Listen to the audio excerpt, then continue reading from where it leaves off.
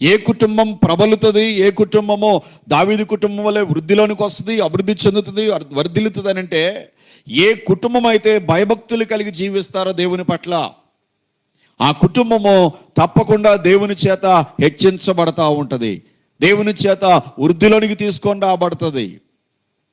సౌలు కుటుంబానికి దావీదు కుటుంబానికి బహుకాలం యుద్ధము జరగగా సౌలు కుటుంబం అంతకంతగా నీరసిల్లెను. కారణం ఏంటంటే సౌలు కుటుంబం దేవుని చిత్తానుసారంగా జీవించట్లే, సౌలు కుటుంబం దేవుని చిత్తానికి లోబడట్లే.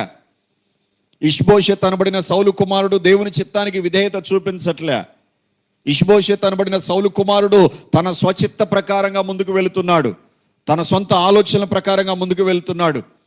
అందువలనే ఆ యుద్ధములో దినదినము కూడా దిగజారిపోతూ వచ్చింది తన రాజ్యము, తన కుటుంబం.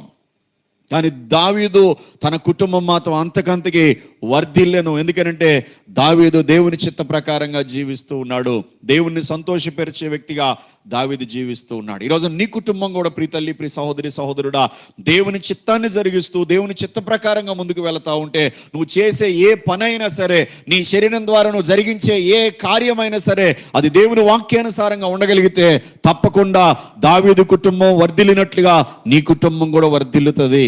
హల్లెలూయా. నీ కుటుంబం కూడా దేవుని కార్యాలు, దేవుని ఉన్నతమైన ఆశీర్వాదాలు అనుభవిస్తుంది.